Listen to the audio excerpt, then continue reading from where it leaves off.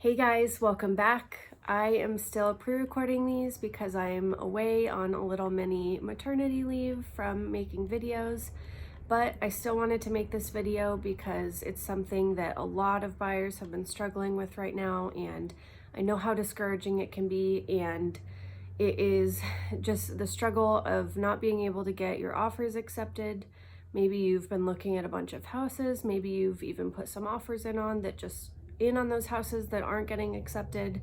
So today I wanted to make a video just kind of talking about some strategies that you can use to help present stronger offers and hopefully get those offers accepted. So let's just jump right on in. Also, I'm sorry for this lighting. It's so cloudy today and my light is just not doing it. So this is what we're working with, guys.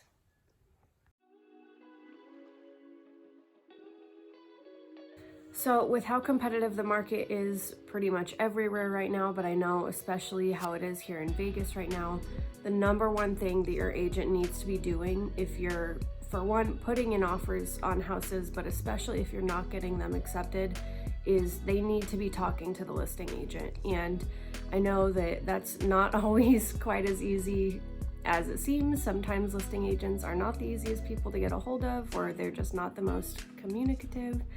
But you definitely need to be putting in an effort to talk to them and to ask them what the sellers want, what's important to them, because if you're not doing that and you're not especially following up with them and keeping in touch with them, then you're just showing them that you're not the most serious buyer and they're not going to take you seriously. So if you are having this trouble, just ask your agent. Ask them, what are they doing? Are they talking to the listing agent? Is there anything more that you all could be doing? And just make sure that you're doing that, because it really will make a big difference.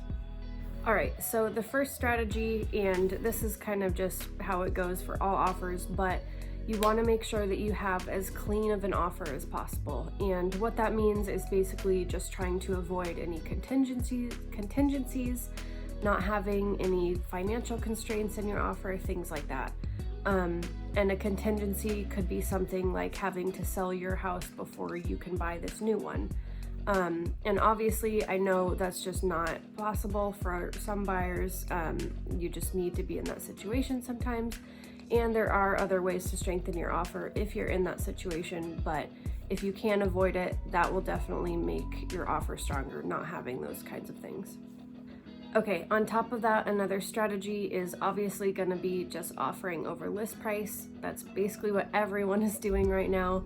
And I know that that might seem like it's not really a possibility for you if you're maxed out on your budget. But what I've been telling all of my buyers is that we need to be looking under your max budget, probably at least 10 to 15,000, just to give us some wiggle room. So if you find a house that you really love, then we have some room to offer above list price without, just completely blowing your budget.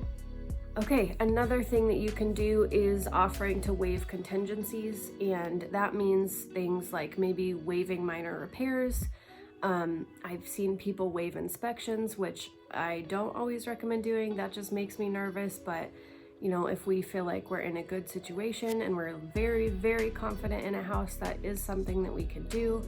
I've even seen some people in this market waiving appraisals, which again makes me kind of nervous. I don't know if I would always recommend that, but there are some things you can do even on a smaller scale. Like I said, just maybe waiving minor repair requests, just to give the seller a little bit more peace of mind, but also kind of compromising on that front.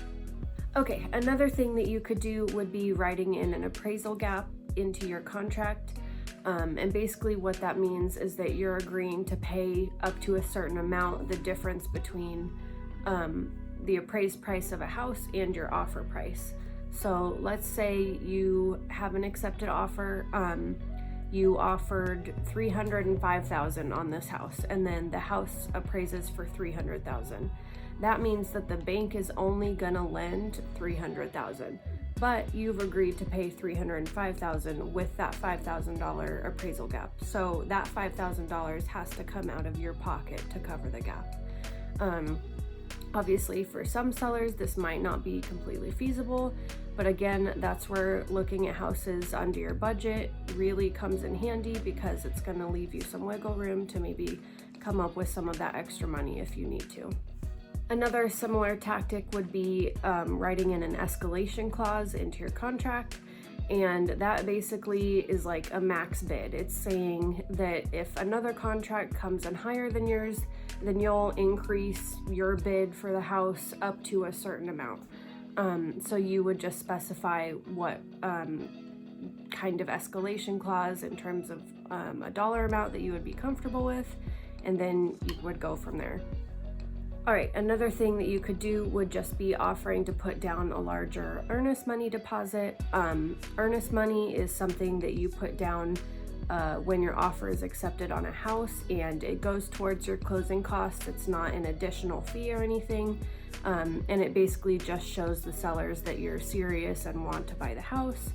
So sometimes offering to put down a little bit more might show them that you're really serious and that you're motivated to get the house, basically. Okay, and then these last two don't really have anything to do with money, which is nice if you're in a tighter financial situation. But another thing that you could do would be offering free post-possession to the sellers. Maybe the sellers are having trouble lining up their timelines with selling their current house and getting into a new house, or maybe they're moving and they need to stay in their current house for a little bit after closing. So what you can do is tell them, you can stay here in the house for free up to a certain amount of time. I've seen post-possession agreements anywhere from a few days to even a few weeks. And that can just be really helpful depending on the seller situation. And again, that's where having your agent talk to the listing agent really comes in handy, because then you'll know if that's something that would be important to them or not. And then the second thing that you can do is just to write a letter to the sellers. And I know that a lot of people might have different opinions on this. Some people might not think that it matters at all. But again, knowing what the sellers want and just kind of understanding if that would be something that would be helpful or meaningful to them might be helpful to you. Maybe the sellers really want to know that whoever is buying their house, that it would be really special to them, and maybe they would want to know why they want the house and how they see themselves in the house. So in those cases, writing a letter to the seller, just kind of explaining all of that to them and just helping them to understand your motivation for wanting the house and how much you really want it can help just kind of push your offer through. So yeah, there was just a few ideas on how to get your offer accepted and how to present a stronger offer, especially in a competitive market like we're in right now. I hope that gave you some helpful ideas, and if you have any questions on buying or selling or real estate in general or whatever it may be, feel free to contact me either by leaving a comment in the box below, or shooting me an email, or connecting with me on social media, and I will leave that information in the description box below.